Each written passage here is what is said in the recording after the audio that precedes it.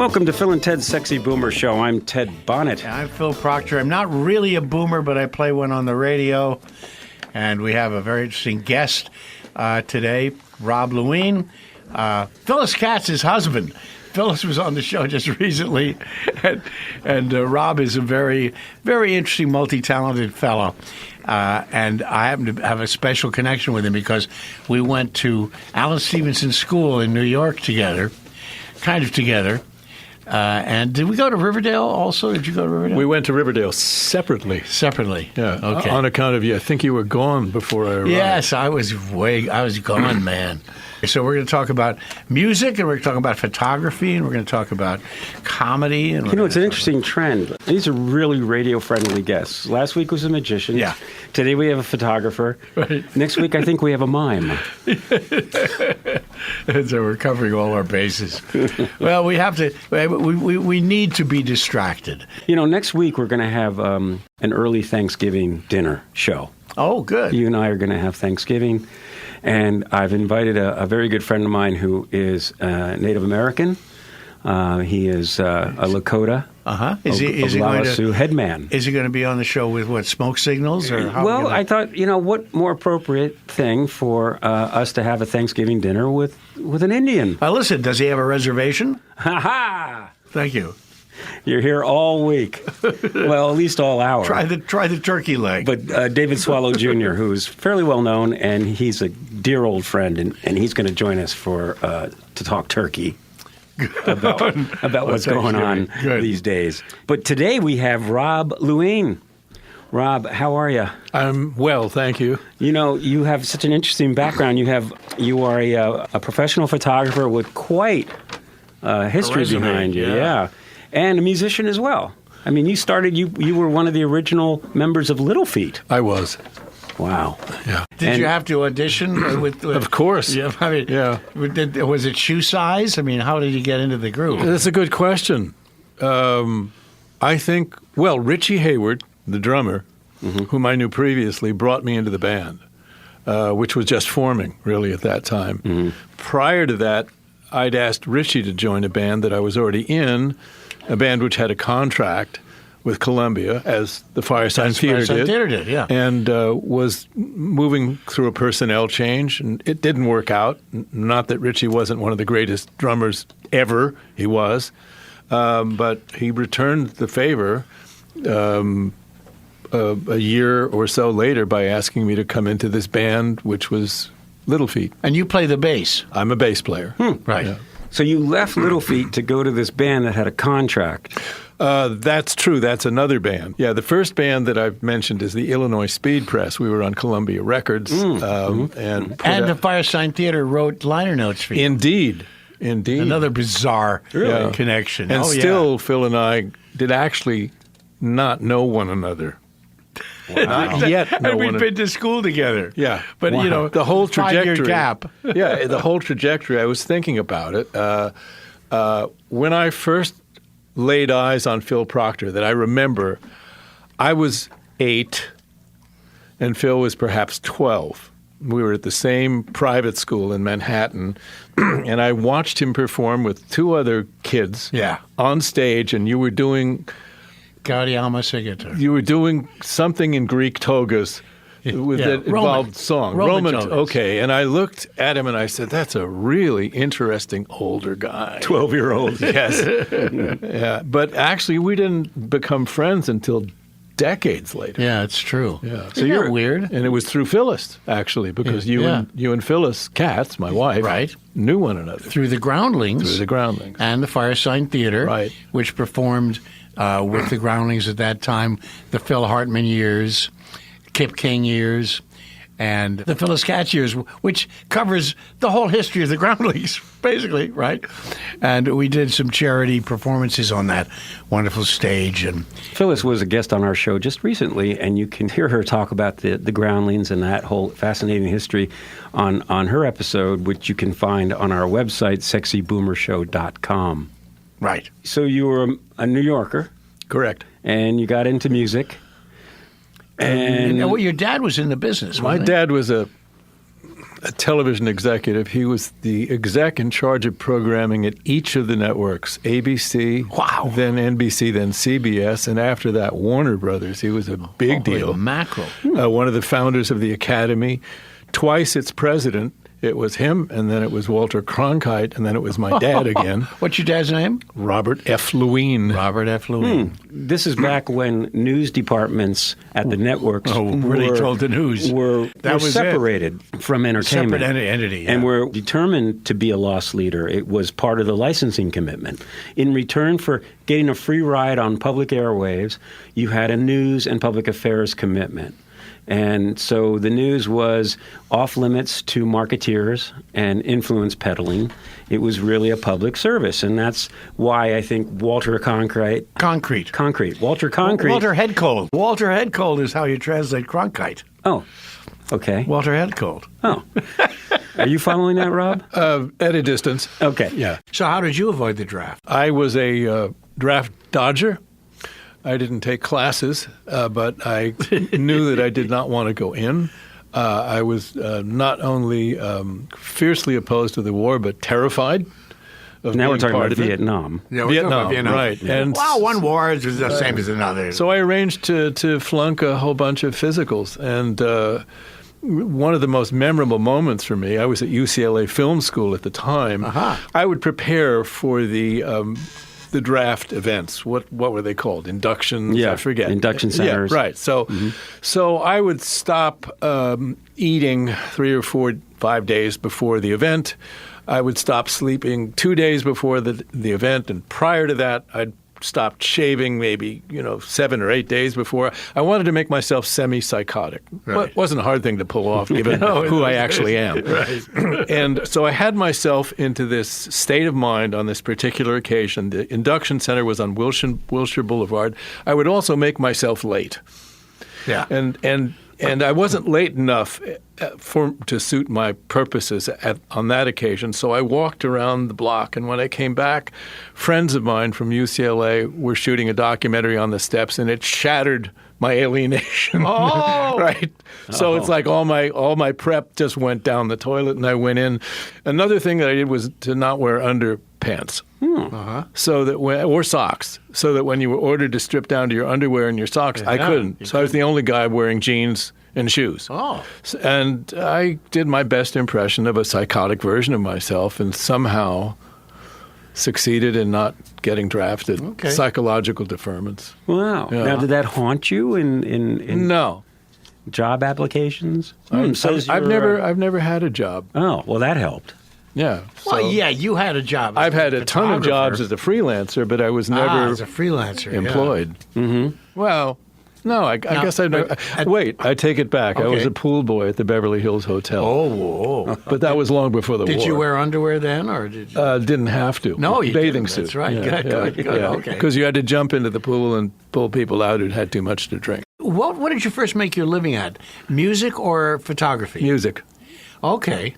But you've made your living since. My income from music was calculated in the single digits, so it was easy to do better than that. But yes, photography was my first career. How did you get into photography? I mean, look, how did you get into music? How did you get into photography? Accidentally in both cases. Never really had a plan. I'm not sure I still have one. But you had a talent, and you apparently pursued your talent. Right. Did your parents encourage you to play the guitar, or what was that about? I had no direction from my parents whatsoever. My You're dad a single was, child. I'm a single child. My dad was kind of a remote figure.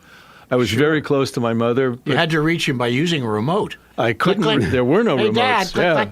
Yeah. What channel are you on? Dad, I'm over here. Yeah, What's that? what network are you on? That's right. So what's the question? The question was, how did you get into music? Yeah. I was, of course, the Beatles influenced me, as they did, an entire generation of human beings. God, yes. And when I saw them, I thought, this could be fun. I should probably learn how to play something. Oh, wow. And I think formed a band while at Swarthmore.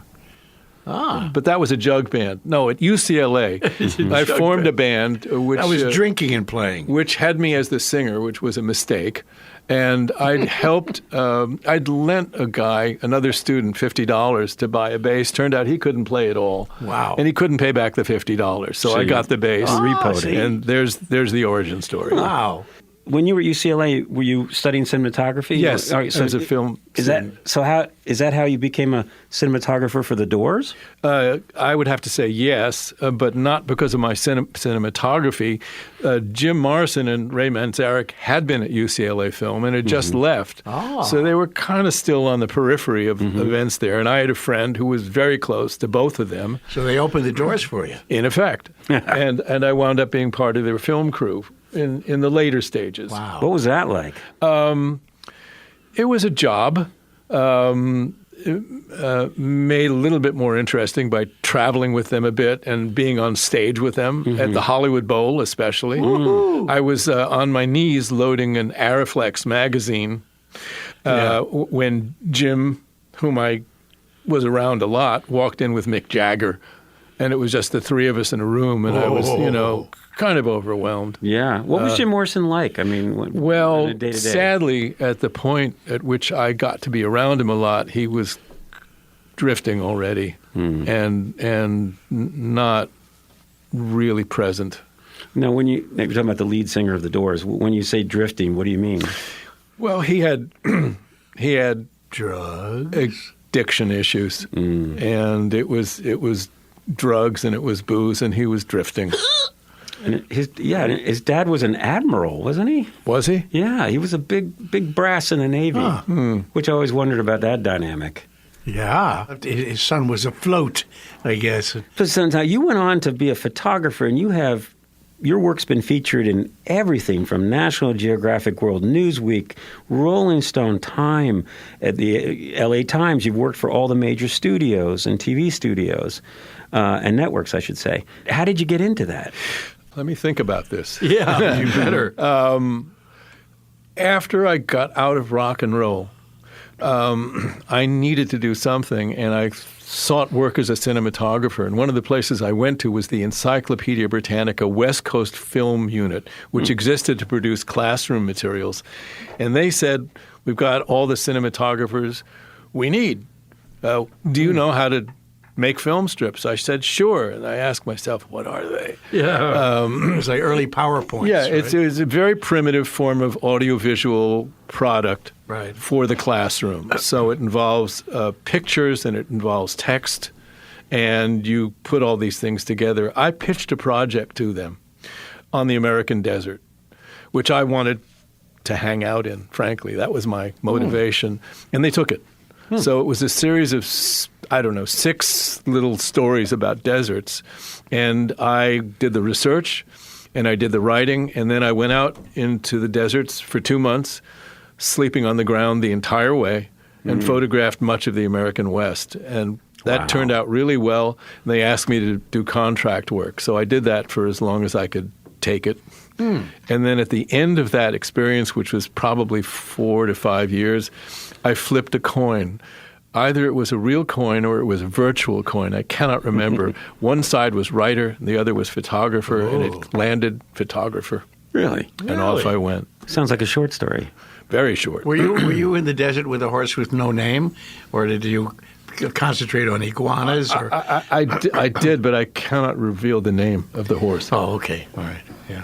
Good. But I honor your... Well, I would imagine photographing and the American West would turn anyone on to photography. Well, I don't think I did it all that well, to be honest with you, because the requirement was to get the job done and not wait for the magic moment. You were learning on the job. So I was, yes. Yeah, I was. And in those days, you had to be aware of your f-stop and what film you were Well, I knew that using. much. I'd started taking pictures as a kid, including, had we known Same one as another, me. I would be taking pictures of you as a kid. I started Me with too, folding bed cameras, which were ancient cameras that my father's what they father called had them? owned. Folding bed cameras? Yeah, with bellows. Yeah. You'd open them up and you'd Like put a little accordion. Yeah, right. And it was 620 film, which no longer exists. That's right. Yeah. Medium format. And so those are my first pictures. They were awful, but at least I got started. Yeah, I when I was in high school, we had a family trip to Europe, and I was in Berlin when the wall was still up, and I had a Nicarex, I think it was. Sure. And I shot 600 pictures, black and white, Tri-X and Plus X. And then I developed it all myself and totally burned myself out ever on doing that again. You've done quite well for yourself, and you've done portrait work and all. You worked with a lot of stars. Yeah. Yes. Well, you did a lot of portrait work for the studios, I would imagine. And for It wasn't portrait work per se. I'd get hired to do publicity sessions and one-sheets. Yes. What's a one sheet? Posters. Advertising, yeah. Advertising. The poster that you would see when you walk into a theater. If anybody walks into a theater anymore, you would see. Those days, yeah. And you're still doing portrait work. Well, yes. Kind of more in an amateur market. Oh, I wouldn't say that. You did an absolutely wonderful session with my late wife, Melinda. Well, yes. And we featured one of your pictures at her memorial service, which so many people complimented me and you on. Well, thank you. You know, and you recently worked with Lorraine Newman, for instance, right? Sure. So you're still doing some pretty good work. Well, yes, I'd like to think so. Well, Anthony Hopkins, Kenny Rogers, Phil Hartman. I guess what I'm saying is that I tend not to get assigned work by publications or design firms or ad agencies at this point. My market is more or less the general marketplace. Lorraine is a friend. Yeah. Melinda obviously was a dear friend. Melinda Peterson. Yeah, yes. so people come to me who want to be treated well photographically. Yeah, that's right.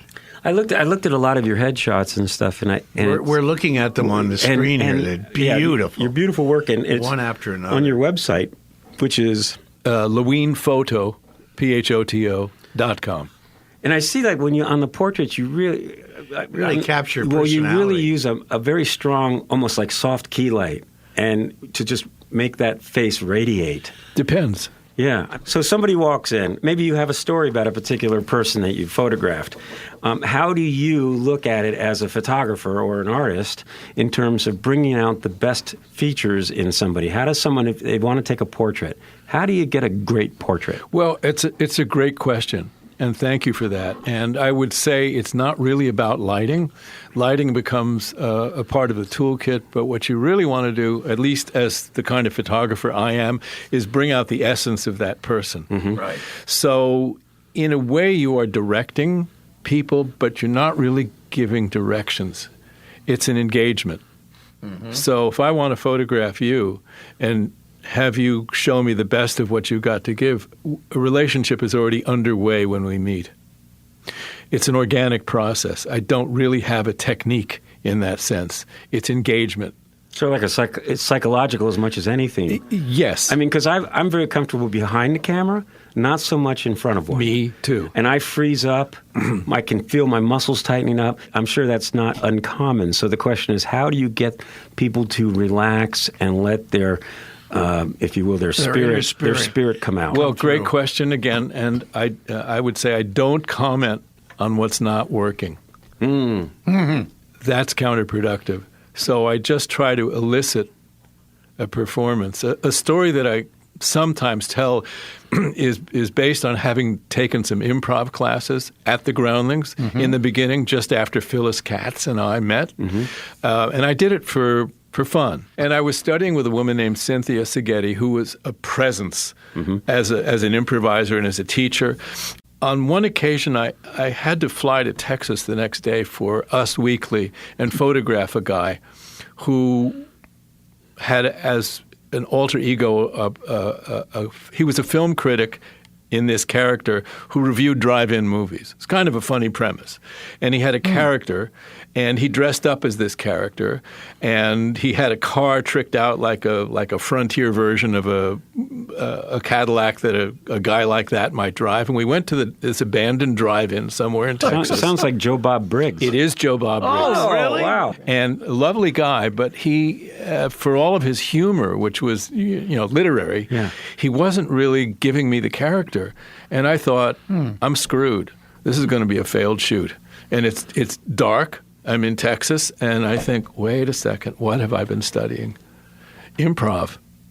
So I started playing with him. he didn't. It wasn't a technique in particular. It was just an engagement. And I said, you have to give me more. I know there's more in there. Look at the way you're dressed. Let's act like that guy. You're that guy. And the picture is actually going to be on the screen somewhere at some point. It turned into a very successful shoot. And that was it was the beginning of my awareness that my input and my engagement mattered and in fact were a key. One of the things that I'm enjoying in looking at this slideshow of your pictures is that, like, there's a fellow with a dog, and there was another guy on a horse, and animals are featured and little kids. What I am really is an environmental portraitist. That's how I think of it. I try to, nice if it were you, and I'm photographing you, Ted, I'd try to do that here. With the microphone inches from your mouth in the aspect of the studio, and I would light it accordingly. So I don't have a formula for that. That's improv too. Right. So, and I see the Jeff Goldblum image, and he's walking towards you holding an umbrella on a rainy city street. Yep. Was that your idea? Yes, I think so. And it was outside his apartment. Off of La Brea. By the way, he's wonderful in Wicked as the Wizard of Oz. I highly recommend the movie. Oh, Jeff is a treasure. Yeah, really. Yeah. He's so himself. Yeah. Okay, what was your worst photography gig? Oh, I feared it would come up. I can't mention his name. Okay. He was a real estate mogul in Los Angeles who happened to own a sports team. Don't ask me, okay? And it was the only shoot in my life I ever walked off of. Wow. It was that difficult. I think I know who you're talking about. Okay. Yeah. But I just said, I'm not going to put up with this. Was he just being nasty? In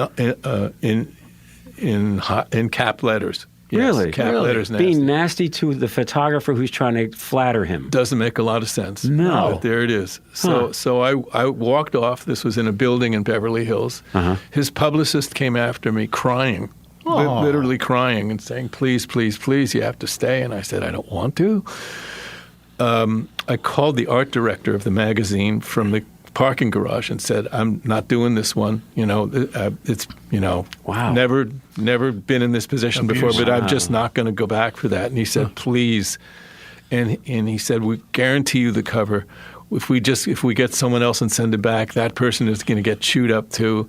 We need this cover. So I agreed to go photograph him on another day. Was he any nicer? Well, he was much, much nicer, but it was fraudulent. So they must have read him the riot act. Yeah. I think his publicist said, look, we're trying to get you Yeah, we're trying to get you on the cover. so let's, get it under control. And so he represented himself as, being at the beginning of what would become a great friendship. And my response to that, it was great. Yeah. That's great. I can see it. So you put on a BS filter? Completely. Yeah.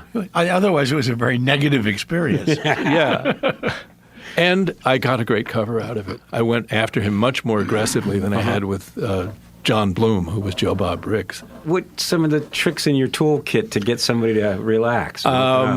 It's experience. Yeah. It's experience. When you're photographing somebody, you're dealing with another human being, and it's an engagement, or as Phyllis would say, it's improv. It's an interaction. Yeah, so it's a little like our show. I don't have a one-size-fits-all approach. It depends on who's there. Some people are a dream. What's your dream client? Well, I've photographed a lot of people I just loved. One of them was Henry Miller. And I loved him because I'd read him. And I was a huge fan. And I went, Kenny Turan, who used to be the film critic for the LA Times, he and I are college buddies. Oh, yeah? So he had me do some stuff. He arranged for me to do some stuff that he was doing for the Washington Post when he was their critic. And it was Henry Miller. And we went to his home in the Palisades, and my jaw was dropping, even before I got in there. But Kenny allowed me to actually ask Miller some questions. So, that was thrilling for me.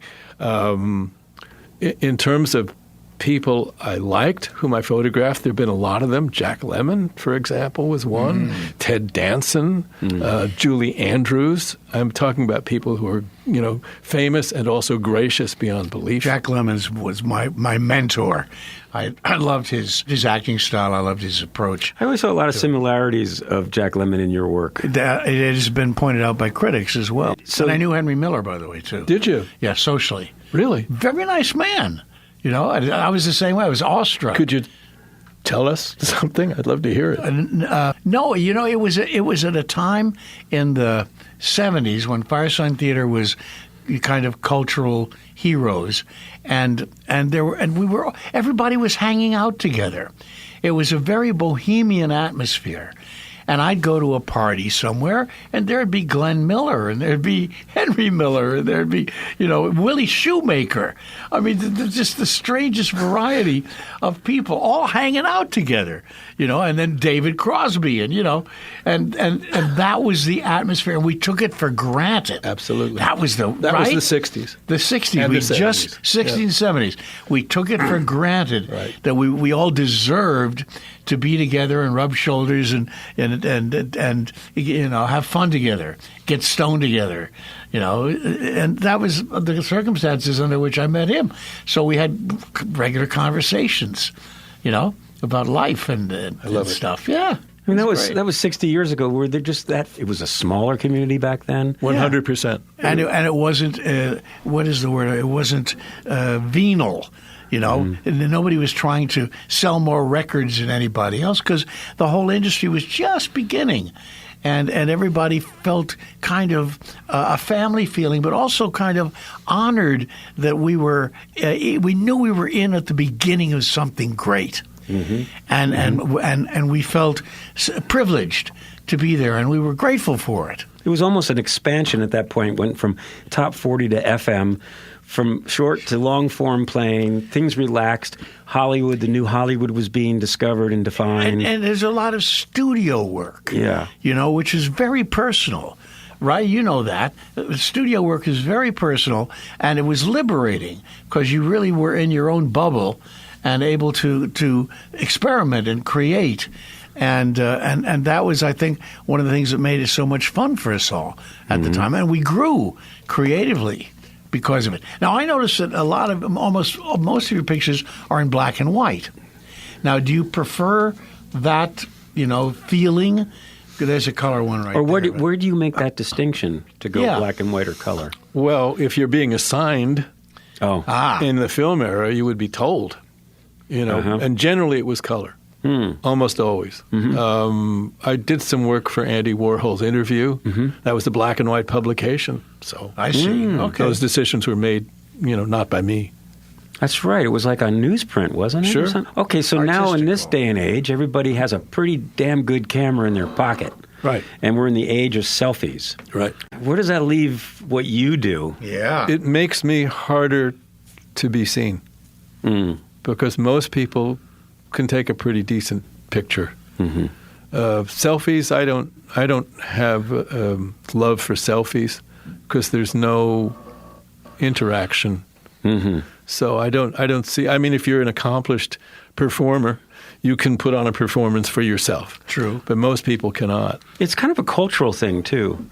I was up in Davis over the weekend, and small college town, and we were having a really delicious Chinese restaurant, and an authentic Chinese restaurant. And this young Chinese couple came in. I mean, they were probably 21, 22, and they were both beautiful.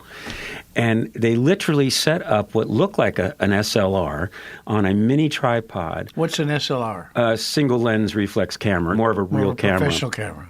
And they set this thing up, and for the entire dinner, they just posed together into the camera. It was the whole thing was then taking pictures of themselves. And at one point, I took my camera out and took a picture of them. Taking pictures of themselves. That's the one I want to see. Oh, yeah. Classic. Yeah. And there was just no conversation. Sure. They were just taking... They were performing for social media. Okay. Yeah, it must be. I mean, that's a whole other thing, too. Magazines were social media back then. Correct. Now it's... I don't know, are they even still in business? I mean, I don't even understand what the People magazine concept is anymore. It's online. Well, it was always to get a celebrity into a hot tub. Really? I thought that was, really, in my experience, that with was... underwear and socks or without? Well, better with the socks than the underwear, yes. Yeah. I went to photograph a guy not for People, but for Forbes, I think, or for Fortune, and he developed a contraceptive sponge for women. Oh. And when I got there, we greeted one another, and he said, well, I'm seeing a lot of photographers this week. I said, really? Who was here earlier? He said, someone from People. I said, let me ask you a question. Did they ask you to sit in a hot tub with contraceptive sponges floating on their surface? He said, yes. I said, did they ask you to go down to the beach and throw a sponge to your dog? He said, yes. Oh, my God, really? So there was a formula. I love that image. For people who are aspiring photographers, whether it's just for their own pleasure and using their phones, which are quite capable now, there's the portrait and there's the candid. Is there much of a difference between the two? Sure. I find that the new cameras take beautiful shots into the sun.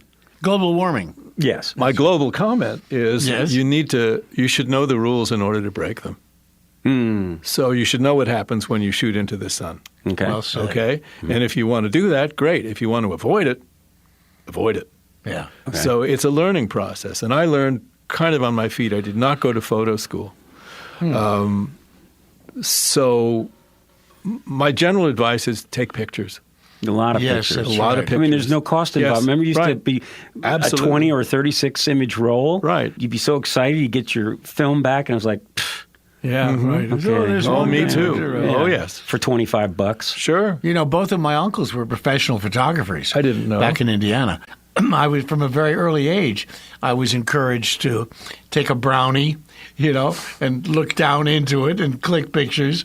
And I still do it. I just, even though I'm losing my eyesight, I still see things I want to take pictures of. In a way, I'm seeing things a little differently, a little more abstractly now. Now that photography is so accessible because it's on your phone and the automation is really spectacular, you don't even have to concern yourself with f-stops, or for someone who's Or just the stock you're using. who does this as sort of a hobby, just to take good pictures, but wants to take a better picture. You have some options. All you have to think about is composition at this point, right? And maybe what kind of lens, because again, my iPhone has 3 different optical lenses, and you have portrait modes, which diffuse the background, stuff like that. What are some quick tricks? Well, you can learn with an iPhone camera. You absolutely can. You just need to pay attention to what you're doing and discriminate between the choices that you made that you don't like and those that you do. But I wanted to mention that one of my favorite photo books of all time, and I have plenty of them, is an aperture monograph called The Snapshot. And they gave a bunch of art photographers, these are people who really know their stuff, toy cameras. Oh. So everything in that book is photographed with a toy camera. The work is brilliant. It's brilliant. Some of it is out of focus. Some of it there's blurred motion. Some of it you can't even really tell what you're looking at. But the secret ingredient was the eye. Yeah, right. It's just brilliant. So I tend to say the tool doesn't matter. It's the eye. And you can build your eye. You just, some people are born with it. I'm not sure I was. But you work at it, and you keep shooting, and you keep shooting, and you keep shooting, and you say, wait, I wish I'd done that. So the next time you do that, whatever it was. What were the names of the Instagram cameras that you could use, disposable cameras? Instamatics. Instamatics? I knew somebody who took a bunch of pictures with it and then threw it away. Without even developing it. You took it too seriously. But I used to use a Minox camera. Sure. Little spy camera. Spy camera. Because I could carry it on set with me. Right. And take candids of, actors and cinematographers and stuff like that. And I loved the graininess of the image, you know. One of the great cameras was the Polaroid SX70. That was the beginning of a certain kind of liberation. Yes. because you'd get this beautiful print, which had its own kind of signature elements to it. Yeah. And there it was right away. Yeah. And you could just keep at it. I did a lot of work with a Polaroid SX70. My dad brought our family one of the very first Polaroid cameras because he was an entrepreneur and he helped to raise money for different inventions and things.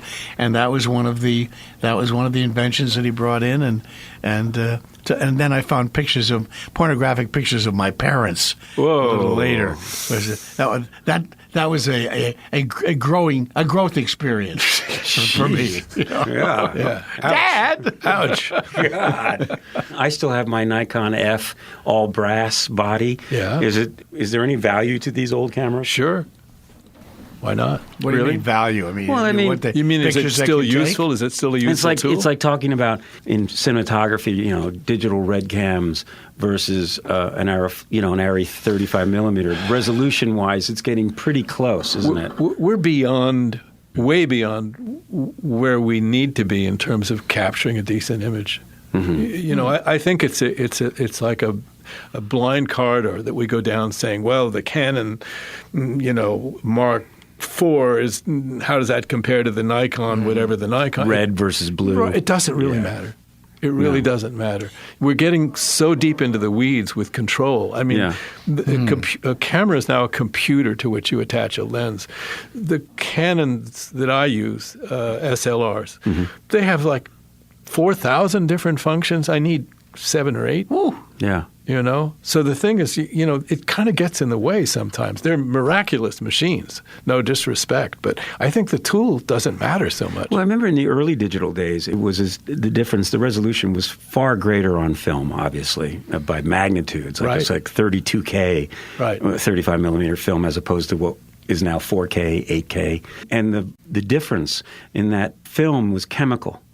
And it was an organic process. That's right. Whereas digital, pixelation, and it was a recreation of reality. And you could see it at first with the processing power of computers. Is there really any value to shooting film? That's a really great question. I'm not sure I have the answer.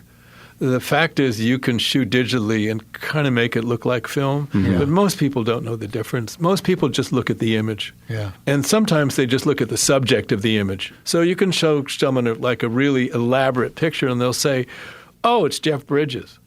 Well, yes, it is, but everything else is kind of secondary. Some people buy these expensive televisions and then they put it on Vivid. Right? It's a setting that is hyper-realistic. It offers really no depth perception. It's just super sharp. And I find it disconcerting. It takes me out of the story. Whereas my new iPhone has a cinematic mode.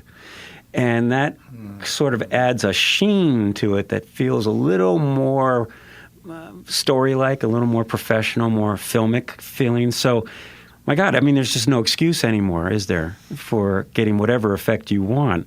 But now that we're so ensconced in a digital age, what is reality? Yeah, first line theater. Yeah. First question we ever asked. But the other thing is that the cinematic experience has changed so radically for people. People watch things on their little tiny screens or on their home screen at home instead of I go to the Writers Guild screenings. It's on a big old screen with an audience of people. We're in a community together, and the vividness of the cinematography, the style of the cinematographer is very, very, very much an evident part of our experience in the film, And that is something which I think has been lost on the new generation. One of the first things that we talked about when I got to know you and Phyllis out here was you were doing a lot of stock photography. Stock photography was that's the production of images for licensing. And it's usually the area that is the most lucrative is called lifestyle. People interacting, families, couples, business people, doctors and patients, this sort of thing. For brochures.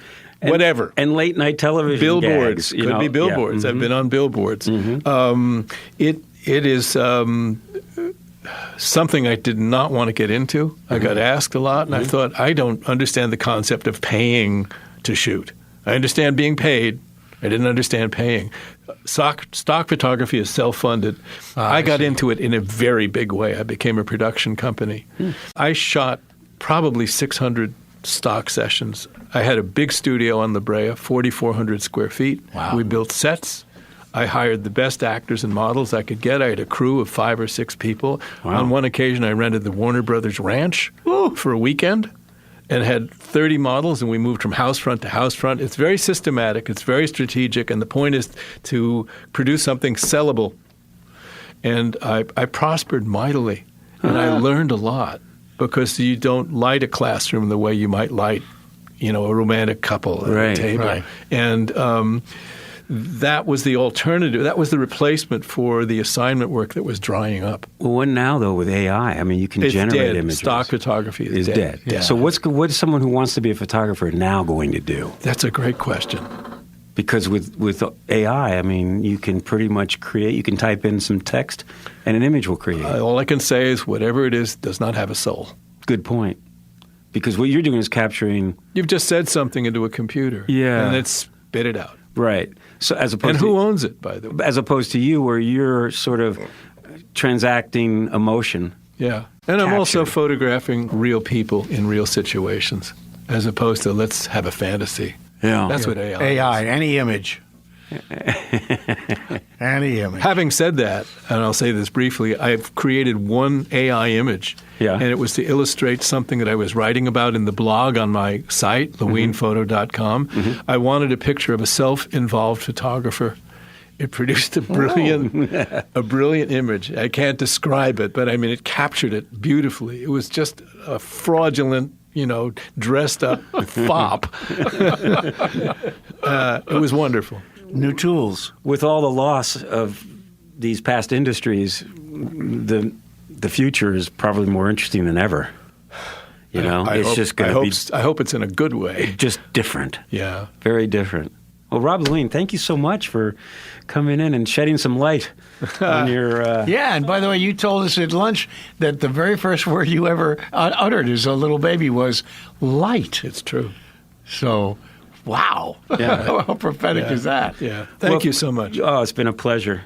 You're listening to Phil and Ted's Sexy Boomer Show. I'm Ted Bonnet. I'm Phil Proctor. Thanks for listening, guys. And if you want to hear more, you can get all our shows at sexyboomershow.com. We're here every Tuesday on KPFK at 1 o'clock, live for an hour. And talk about artificial intelligence. That's our show. See ya!